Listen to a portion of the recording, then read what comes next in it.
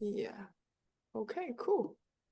Hi everyone, and welcome. Thanks for joining us for today's online chat. We're really excited to host this casual but thought-provoking session with Dr. Stephen Gray. And Steve is the new associate editor of Strategic Entrepreneurship Journal and is an assistant professor of management at the McCombs School of Business, University of Texas at Austin. His research explores how entrepreneurs form their founding teams, and he brings a fascinating lens from organizational and behavior and psychology. Steve has published extensively in top journals like AMJ, Org Science, Journal of Applied Psychology, and Personnel Psychology, and was also recognized with the AOM Entrepreneurship Division Dissertation Award. So today we'll be diving into Steve's research journey, his editorial perspectives at SEJ, and his insights on publishing, reviewing, and navigating the academic world. I think it will be especially useful for early career scholars. So with that, let's welcome Steve, and we are very happy and honored to have you here.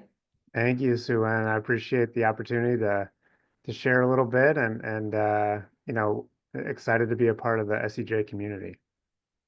Yeah, so I think, as I said, we will make this online chat kind of informal. So we'll do a more like a Q&A session. So I Mhm. will ask some questions I prepared. And if of any audience you have any questions, you can either chip in if Steve don't mind, or raise your hand. So when Steve Sure. finish his sentence, he can take your questions. Yeah. Yeah, So absolutely. Happy to make it conversational and whatever way makes sense. Yeah. yeah, and also because of the time zone difference, we have a lot of scholars actually cannot join us today. So, but anyway, we will. This meeting has been recorded, and I will upload it to our SEJ's YouTube channel, so more scholars can have a look and learn from Steve's experience and insights. Yeah. Great. S- So let me start with a maybe warming up question. So, Mhm. Steve, could you start by sharing what drew you to study entrepreneurship and founding teams in the first place? Uh-huh. Yeah, so a bit serendipitous, I guess you could say. So my career background prior to academia was actually in at IBM. So I worked in kind of large technology space for several years, and I always envisioned that when I went back into academia that I would likely study kind of corporate life and how, employees navigate those types of work environments. But in my first year as a doctoral student, kind of got drawn into the world of entrepreneurship. So I was my mentors at Wash U in St. Louis, which is where I did my doctoral work, were organizational behavior scholars, and more specifically, they studied teams. And One of them had an interesting kind of point of access to Startup Weekend, which is a kind of a global program that supports early stage entrepreneurs in a hackathon kind of style event where individuals come together and work over a 54-hour period trying to build something, build a prototype and pitch at the end. Anyway, so my first kind of field data collection was at those events, and I just kind of got hooked on entrepreneurship as a result of seeing, uh, all the energy, passion, the aspirations of these entrepreneurs. Really got me inspired to learn more and really make that a centerpiece of what I studied. So from that point onward was, again, my first year as a doctoral student, really became interested in learning more about how and where to study entrepreneurs on the ground. And so the rest of my doctoral program was really devoted to going to the places where entrepreneurs congregate, these new kind of programs that bring entrepreneurs together, whether it's a networking event or a competition or a pitch event. I would kind of find my way to these various kind of on the ground opportunities to meet and greet, hear from, interview, observe entrepreneurs firsthand. And so that is where and how I got the bug to study entrepreneurship. Yeah, that's fascinating. And also, as you already got industry experience before doing your Hmm. doctoral study, how does that shape your maybe the research approach? Like, how do you frame the research question? Because also we know the rigor and relevance debate is also Hmm. have different discussions. So there are some scholars just go straight into PhD, like a pure Hmm. academic, while like yourself had some industry experience. Yeah, so that's definitely really important in terms of what I value and the questions that I ask is how is this going to help somebody? And in some ways, like that's the point of our research is to not only learn something new and discover knowledge, but actually in our field, I think it's you know, kind of critical that we make it useful for those who are actually practicing entrepreneurship. So that kind of practical mindset definitely is kind of salient as somebody who was a former practitioner. So I really do think about when I look at research, you know, how is this helpful from a practice perspective? And then also try to prioritize uh, you know, the translational work of taking a study and kind of repurposing it for a practitioner audience. So I've devoted a little bit of time in writing up those kinds of follow-on pieces to my research studies as well. And then more broadly, I have a role at UT and McCombs where I'm a director of an entrepreneurship center here, and we support students with a variety of programming that really helps them try to bring their venture to life. Yeah. So every day I get that hands-on opportunity to try to take what I've learned about entrepreneurship and make it useful to students, whether that's in the classroom or at a competition or some kind of entrepreneur program that we put on. Yeah, wow, that's fascinating. So you have couple of hats on when you need Yeah, to wear. Yeah, it's nice. exactly. And also you have a unique background in organizational behavior and psychology, and also Hmm. look at the journals you publish, some of the Hmm. psychology journals. So how does that shape the way you study entrepreneurship? Yeah, yeah. So I definitely, so my undergraduate was in psychology, so kind of have always had an interest in psychology. Um, I've just been fascinated at what makes people tick, why people do the things that they do. I think it's especially useful and interesting because entrepreneurship is such a, you know, such a blank space in terms of how to approach it. You're not embedded in a large organization with a strong culture and norms and systems that constrain your behavior. So really the canvas is what you make of it as an entrepreneur. And so that's really captured my curiosity on just how do people make decisions, how do they behave, and having a psychological kind of foundation and my training is really helpful to Mm, understand how people think and make decisions in entrepreneurship. So yeah, I tend to take kind of a micro perspective and looking at the psychology of individuals in various situations, but I also adopt kind of an interpersonal or sociological perspective at times as well, and understanding how people navigate relationships. So, my formal training is in psychology, but I'm always interested more so in questions about interpersonal relationships, whether that's mm. building relationships with a team member or perhaps trying to establish rapport with an investor or some other stakeholder. And psychology kind of helps me as well understand the strategies that people employ when trying to build relationships. Yeah, that's definitely true because if you, I used to work with some business angels before, and when investors invest, actually they put more focus even on the team rather than the idea. Mhm. The idea is important, Yeah, but they actually invest in the people. So the absolutely. Yeah, I found that to be true in my kind of experience in the center that I work with, and definitely agree with that kind of perspective that, you know, the idea is one thing, but it's going to change, and yeah. it's really how well can you, as an individual founder or as a team, adapt to challenging circumstances that are going to come up along the way. So that I think is more of a key focus of investors is what are these people like, and how do people size each other up in these really thin slice interactions? That's another thing that I focus a lot on is person perception.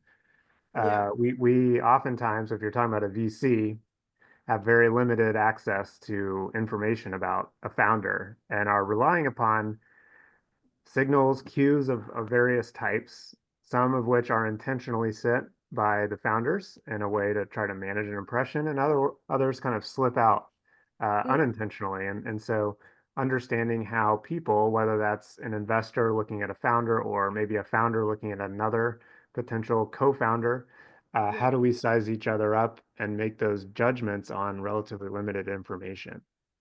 Yeah, yeah, that's true. That's, I think, in that space, the psychology study can really help Hmm. to unpack how people make Yeah. decisions and what influence them. And because much of your work examines how the founding teams coming together. So what are some common myths or surprises you have uncovered in the space? Hmm. Hmm.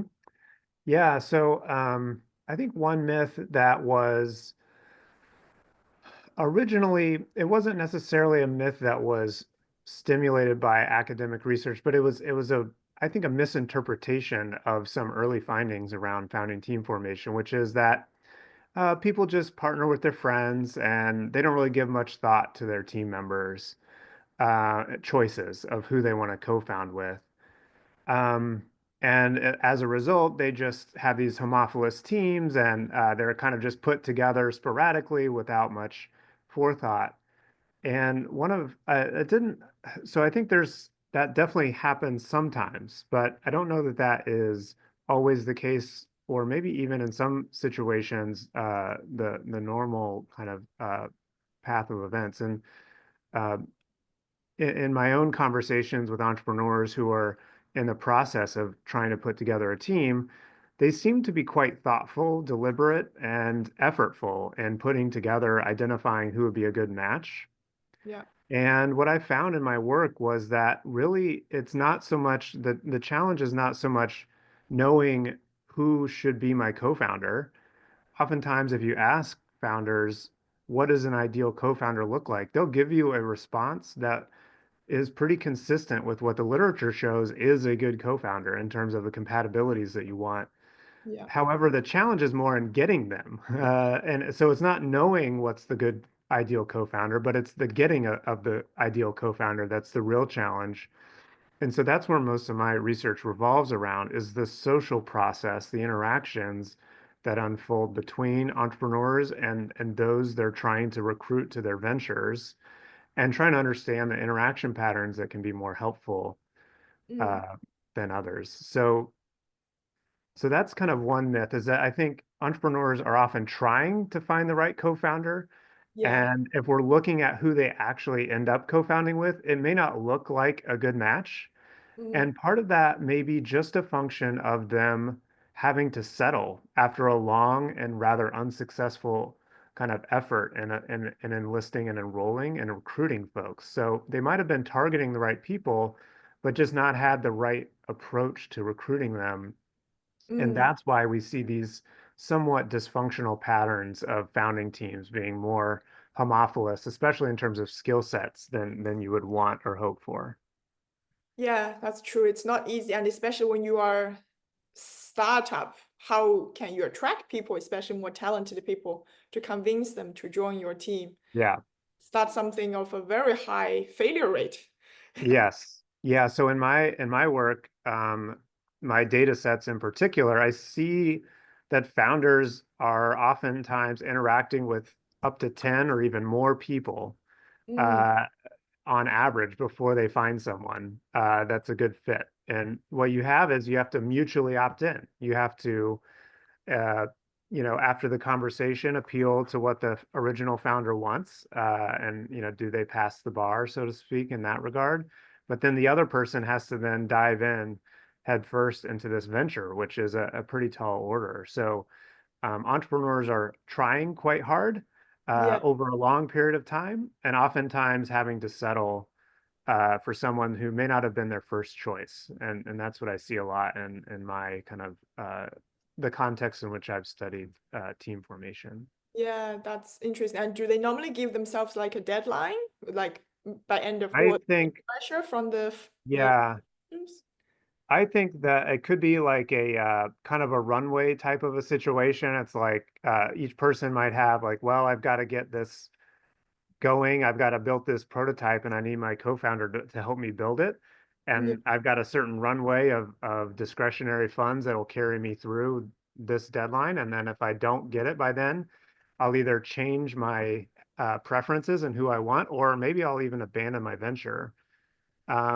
What I found in my samples were many, many entrepreneurs giving up in their Mm, entrepreneurial journey in the process because of, or at least partly attributable to, just the difficulty of getting a co-founder to come with them. And so that's certainly something that I'm passionate about, is helping co-founders, find their way, or helping entrepreneurs get co-founders to come with them on their journey. yeah, yeah, that's very important. Thanks very much, and for helping them as well. That's like real life impact. I can Hmm. think. Yeah. So let's maybe move a bit to the publication that maybe most Hmm. of our audience are curious about. So your Yeah. research has been published in journals in both OB and entrepreneurship. How do you navigate this disciplinary boundaries in your work? Hmm. It's not easy. And I would say I am still in the process of learning as well, as I go. So it's something that I've gotten better at in the way of thinking about how to write the papers for the right audience. Mhm. Um, I think one of the things that I struggled with early on when trying to publish at the intersection of organizational behavior and entrepreneurship was trying to straddle the fence a little bit too much in the framing and the front end of the paper, trying to write to both an OB audience and to an entrepreneurship audience up front, kind of in the original kind of motivation of the paper. And what I've come to learn the hard way is that you really have to pick your audience early, and you have to make it clear to the reader who your audience is, and then speak to the conversation that's happening in that audience. So I often think of like, little bubbles. I've got a little OB bubble over here, and then I've got an entrepreneurship bubble over here. And at the beginning, I was kind of in between, just speaking into the void. Mm, And oftentimes you need to be in one of those bubbles of having a conversation with others about what they're talking about. And at the end of the paper and in the discussion, I will join the other conversation and talk about the implications for that other audience that I hope will read this as well. But that's been the main lesson learned, is that be crystal clear. When you're a spanner, you have to be crystal clear up front who your audience is, who you're speaking to, first mm. and foremost. And then later in the paper, you can extend your findings and talk about their implications for relevant tangential literatures. Yeah, yeah, I think that also is in line with what I've heard from some other senior scholars as well. Even for literature, if which literature you try to contribute to, you cannot really put two, if you're speaking to two literatures, you cannot and Yeah, equally you're contribute speaking to no both. one. So Yeah, yeah, you have to pick your main camp and then the other one would be slightly. yeah. And I've had times in a given paper's journey where I thought, so at what that does is at the beginning, I have to make a choice when I'm writing it up about who do I think is most interested in learning about what we find in this paper. And oftentimes I'm picking kind of one audience of the two that I could speak to. And sometimes I've found in the review process that actually I've picked the wrong one. And so I've had to pivot where originally I thought it was positioned for this audience, and now I'm having to change it. And this is the audience that's in fact more interested in what I have to say on this. So um, it's hard to know beforehand Yeah. always which one to go with. And so you have to be receptive to the feedback you're receiving from the review teams. It's very much like entrepreneur yourself. You have to pivot to. Yeah, you have to be flexible and adaptable. Don't be too stuck in your ways about what you think, is the more interesting angle. Yeah, and actually, the Miles posed two questions in the Oh, chat. yeah. The first one is about the view of corporate entrepreneurship in SEJ. I'm Yes. I'm not sure what he is asking specifically about. Is that more or less to what extent does that align with the mission of the journal? Yes, Corporate yes, yeah, entrepreneurship? Yeah.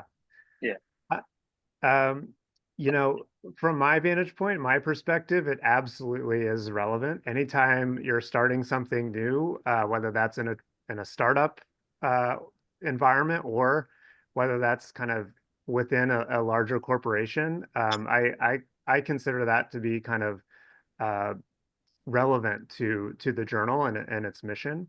I know I've read many papers within SEJ that have that as a context. So I think the um, the emphasis on starting something new and navigating the ambiguity and uncertainty of doing that, and again, regardless of what context that might be in, I think that is still consistent with the journal's mission. And then I'm reading the second Yeah, question around simulations. Oh, yeah. you're talking about experiments that have simulated tasks or like Simulated like vignettes. computer complex decision-making tasks. And I was wondering how does the journal have any specific view or point in terms of using this kind of method, particularly using the managers or entrepreneur as the participants? Are they Yeah, welcome this kind of submissions, or they prefer actually more like survey studies or field experiment, etc.? So that's my key question. Thank you. yeah. So I want to be 100% sure I'm following your question. You're saying, to what extent do you value experiments in which the participants of the experiment are completing some kind of simulated or realistic, but not kind of in vivo decision or task? Yeah. Yeah, that's a good one. So I definitely think that more experimental designs are useful. Field experiments are perhaps a gold standard, but also in some cases either impractical or maybe not even necessary based on the question.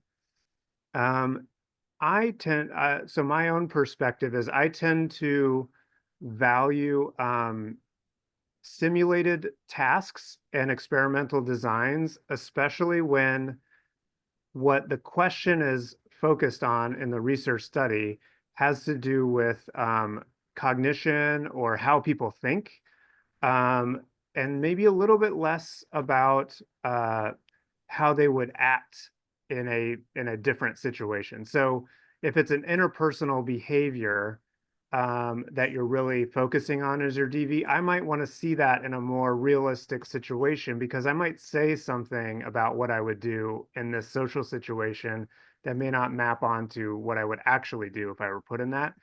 But if what your question is focused on is about how I think about this situation or this context and what's my preferences, and what would I choose, what would I prioritize, that I think you can realistically get at in an experimental design. So myself personally, I like mixed method approaches, and I would rather. So I don't have a hard and fast kind of perspective on which method is preferable in general. But if you're really trying to pin down a mechanism, especially a cognitive mechanism, then I think an experiment can be a really useful research design. Yeah, I've done that in my own work. So I've had research on how do founders choose or what are their preferences in co-founders, like what attributes or qualities. Um, and I have field data that shows kind of who they've formed ties with and who they've actually co-founded with. And then to supplement and truly get at the mechanism of why did they choose that, I'll often do these vignette studies with experimental designs. So I kind of like triangulating those two different styles of research. And I think you do need, ideally, you can pair up the experiment with some other kind of field data, and then you're complementing both methods in that way. Thank you. Thanks. That's Yeah. a very thorough answer to the question, and thanks for asking the questions. So Yeah, thank you, Miles. I think that's a smooth transition into the journal. So congratulations on becoming the new Thank associate you. editor at SEJ, starting not yet, but was start on the 1st of May. So Yep. what excites you most about this new role? Yeah, well, I really am excited about being part of this entrepreneurship community. I was very lucky early on in my kind of doctoral studies to kind of join the Kauffman Foundation, and there was a great cohort of scholars that I got to be a part of a network and a community with, and we've kept in touch over the years, co-authored in some cases, at the very least been supporters. And I always love being in entrepreneurship kind of spaces, whether that's a journal or a conference, because it brings together a collection of people who share a common passion and interest, but view it from all these different lenses. Some are economics lenses, some are more strategy, some are more psychology or sociology. And so I love being a part of a community that shares an interest in this phenomenon of entrepreneurship, but also kind of looks at it through all these different lenses. And I just love learning. I feel like that is an environment where I get to learn as much as I get to kind of contribute myself. So that's, I think, first and foremost, what I'm excited about is joining that. And more particularly, as it relates to me specifically, I appreciate that SEJ is welcoming of micro perspectives. It is, strategy is in the title of the journal. And so to be able to bring in a more micro lens to study these macro phenomenon in some cases, and the fact that that is celebrated and that is kind of included in the journal's scope, I really am eager to kind of have that and contribute kind of my perspective in that way. So the embracing of kind of micro perspectives is something that I really value about this journal. Yeah, that's very exciting. And as the new AE, do you have a vision for yourself for the journal, or what kind of papers you would like to see more at SEJ? Yeah, so this is maybe at risk of being a little bit too much of a generalization, but the I would say the tradition and the majority of scholars in the world of entrepreneurship have often had more macro backgrounds, whether that's strategy or econ in some cases. And I am eager to kind of help grow and support the maturation of micro research on entrepreneurship, which actually has really started to take root in the last maybe 5 to 7, 8 years. And so I want to be a advocate and also a guide for helping to open the door to high quality, rigorous, but micro-oriented entrepreneurship research. So that's kind of what I'm most eager to kind of contribute is to have, really to bring kind of perspectives that are more micro-oriented, and to kind of build up more interest in doing entrepreneurship research among high caliber OB or whatever micro scholars of various kinds, get them interested in looking at entrepreneurship as an interesting context and as a place in which they can publish really good high quality work. So drawing in folks who may not have done research in entrepreneurship but are doing high quality work more generally in organizations to kind of turn their eye toward SEJ as a really attractive outlet to publish their research. That's kind of one aspect of it. Yeah, I agree, because I also think the implications for entrepreneurship research can also span out of the entrepreneurship literature, especially given that we're living in the world of high uncertainty, complex, or the VUCA, if we use the word, that's pretty much even the more established corporations are facing now. They are more like entrepreneurs. Absolutely. So that spirit is important. Yeah. You have published in some of the top journals in our field, and what advice would you give to especially early career researchers who are just beginning or navigating the publishing world? Yeah, I think the main thing that I got wrong early on in my career was that what made for interesting research was a cool finding. But rather, I've come to learn gradually and slowly and painfully at times, is that really meaningful and impactful research is about joining and then changing a conversation. So it's not just like, here's a cool finding. What do you think? And most people nod like, oh, okay, yeah, okay, cool.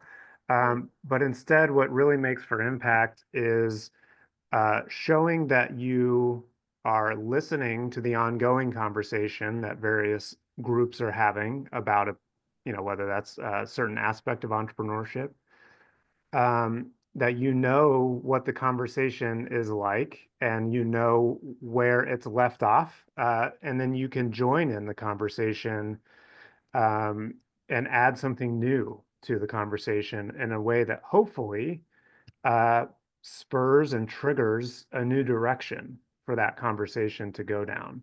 So I think that was the biggest thing that I've learned, is just think of your research as you're kind of showing up to a group that's talking, and you're listening to what everybody is saying, and now it's your turn to speak. What are you going to say with this limited window of time where people are listening to you? What are you going to say that shows that you understand what everybody has said so far, and that really adds something new and thoughtful that they had not yet considered? So, and that hopefully gives rise to a new trajectory of the conversation that you've just joined. Yeah, it's a very nice analogy. I like that very much. And when you in the publishing process, we get several rounds of revisions. So how do you approach revising a paper after getting, especially like critical reviews, like the review number 2? We sometimes joke about what's your process emotionally and strategically. Yeah. So I have a very, I guess, idiosyncratic process, perhaps. Maybe it's not. I just haven't compared notes with enough people yet. But if I get a decision and it's an R&R from a journal, I do not read my email. I just leave it. And I go breathe it in, take a moment to reflect, celebrate this moment before the anxiety comes flooding in. So I actually like, let's say a lot of decisions come on Friday as editors are trying to clear their desk. I don't look at it over the weekend. I just soak it in, maybe go celebrate, take that little win before you kind of get down to doing the work. So that's step one. Step two is giving yourself time to incubate through the various points of feedback to find solutions that integrate and address multiple points of feedback. Another way to put it is like, imagine that reviewer 1 has one point of feedback, and 2 has a different point, and 3 has a different point. Ideally, you come up with one solution that addresses 1, 2, and 3, rather than solution that addresses 1, a second solution that addresses 3, and a third solution. So you really, in my point of view, is that I read all of the different points of feedback, and I try to come up with the minimal, kind of minimally viable solutions that address multiple points. And I've found that if I just go one by one and tackle each one independently, it actually runs the risk of fragmenting the paper. So I try to come up with solutions to this feedback that that is coherent, that fits together, and that addresses, I really try to do like 3 or 4 major changes, and Yeah, hopefully those 3 or 4 major changes have knocked out 10, 20 comments spread across all the reviewers. So that's really kind of how I approach it. And then from a, rigor or quality of work perspective, I really try to go exceed expectations. I try to read what their comment is and forecast what are they expecting as a baseline of how I might respond to this. And then I try to go above and beyond that. How could I go 1, 2, 3 steps farther in addressing their concern, which shows a degree of thoughtfulness and rigor that is beyond what they even expected me to do. And I think that is really helpful. Is showing that you're listening to them, and you're not just acknowledging them with surface level responding, but rather you're putting in the hard work, the hours, because you're going to be then asking them to give you more of their time. And so it's a little bit of a reciprocity story. They've given you something valuable. Now you need to give them something even greater in return through your hard work and effort in addressing their points and concerns. So those are kind yeah. of the few different elements of how I think about revisions as an author. That's very nice. I think I'll print those 3 points out actually, so I can remind myself as well. And I like your analogy again of the minimum viable solutions. That's your using Yeah, your entrepreneurial yeah, yeah, entrepreneurship hat. So it's more yeah, like if you think about even medicine, when we get sick, like get unwell, if you have a headache or a yeah, stomach ache, you just take painkillers to stop. Okay, yeah, something so right. it's actually more holistic. If Yeah, the entire body is getting yeah. better, then actually the paper is Yeah, exactly. What's the underlying cause that can knock out these 3 or 4 symptoms that the yeah, reviewers are telling me about? Yeah. yeah, exactly. And the third one is also like it's more or less like expectations management. And Yeah. I really agree with your said, and maybe I think that also pays off. You probably get even one less round of amends. That remind me Yeah. of my ETP paper with a couple of colleagues. In the first round of revision, we really did a lot. So, Yeah. and we get conditional acceptance straight away because the reviewers, Fantastic. bounce letter, they were Yeah. really amazed of what the Yeah. additional work we did. Yeah. Yeah. You want them to be pleasantly surprised when they look at what you've done, rather than saying, okay, I guess I agree with you, and begrudgingly kind of go along. Or worse is they think that you haven't gone far enough in addressing their concerns, or that you're just deflecting their feedback and trying to skirt it. If you show genuine interest and appreciation for the feedback through, again, your own work and investment of time into addressing their concern, I think that shows the acknowledgement that you've appreciated what they've shared with you. Yeah, yeah, that's true. And on that note, actually, although we all want to make extra effort to paper, we're also working on multiple projects at the same Hmm. time. So how do you decide which projects to pursue or just let them go? Hmm. Yeah, this is a hard one that is, again, kind of an ongoing, continuous learning experience for me personally. I Early on in my career, I had kind of too many projects going, and I really struggled to prioritize which ones are the promising ones. And what I found in my own publishing is that I am not very good at predicting which ones are the promising ones. So, as long as it meets a certain minimum bar, which I have kind of this fictitious thing in my head of, is this good enough to get an R&R, is kind of the thing that I have. Like, is the data good enough? Is the polish there? Is the question compelling? Like, is the contribution clear? As long as it kind of meets that threshold of, I think we're going to get a chance to do a revision on this one. If I feel like that, then I go. And then oftentimes I'm then just responding to which ones are getting traction now. And it may not be the ones I thought would. Um, but I respond to the market, so to speak, in Mm, terms of, oh, that one got an R&R. Okay, cool. And now whenever I have an R&R on my plate, I go all in. I kind of put, to the extent that I can, a lot of mm. existing projects down, try to keep it moving just a little bit so it doesn't completely grind to a halt. But I kind of go all in on an R&R. I mean, it's the best opportunity you have to get a publication by far once you get that first R&R. And so you need to allocate and prioritize it to the fullest extent that you can. So that's kind of my philosophy and approach is, do good work, hopefully to the level that it could get an R&R. Then when it goes out, you kind of wait and see what happens. And then hopefully you get some traction and then can go all in once you have that little bit of traction. Yeah, it's very much also like the lean startup to Yeah, keep it it's going. very much like, oh, customers are liking this idea better than that idea. So let's go down this path then. Yeah. Yeah, that's true. I like that analogy. And I think we have the theme of the entrepreneurship in Yeah. our conversation today.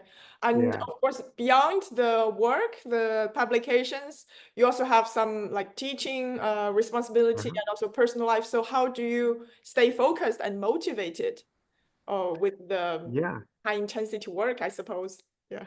Yeah, I think it's just that intrinsic kind of motivation that you get when you're studying something fascinating. And so I think that is what keeps me going and juggling all the things and commitments is just that and intense curiosity that you have to know the answer to a question that's stuck in your head and like that drive to kind of get the answers.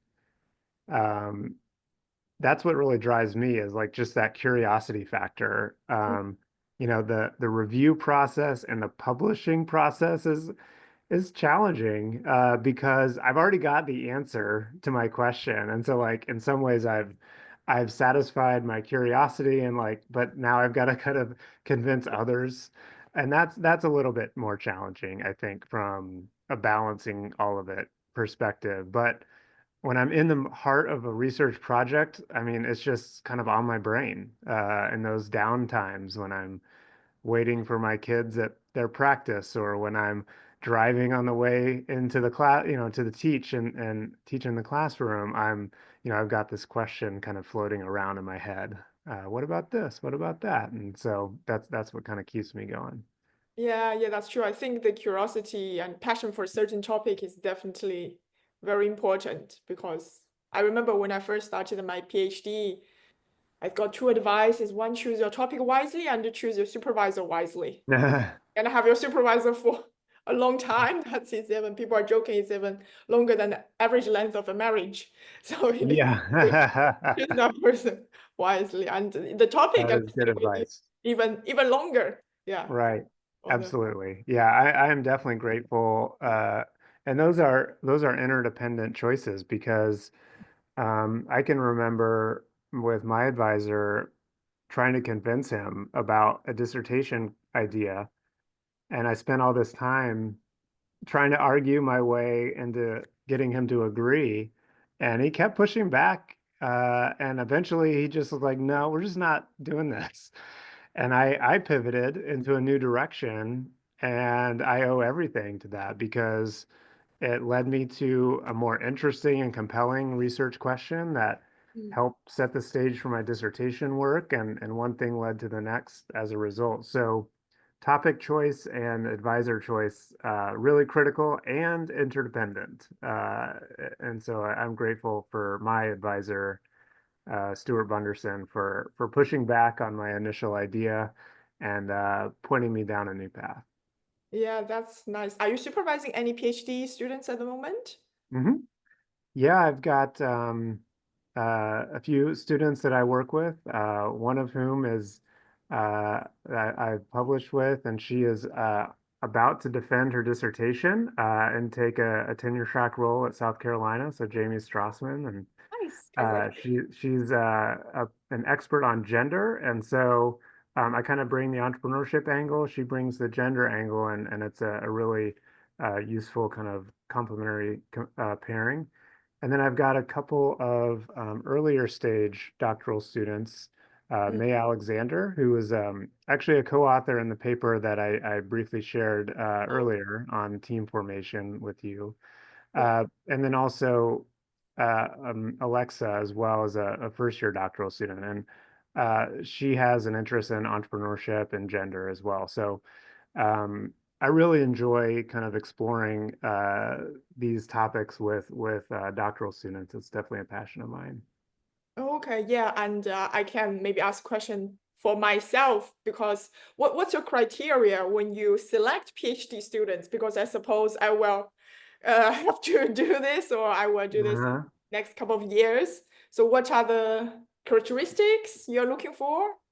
Hmm. Yeah, so we select as a department rather than kind of individual faculty selecting and admitting. So I think one of the key things that I look for in a more holistic sense is proactivity and kind of drive, the Mm, motivation to solve problems independently, and to come back with kind of speaking to the exceeding expectations, coming back with a little bit more than what I was expecting you to kind of come back with independently.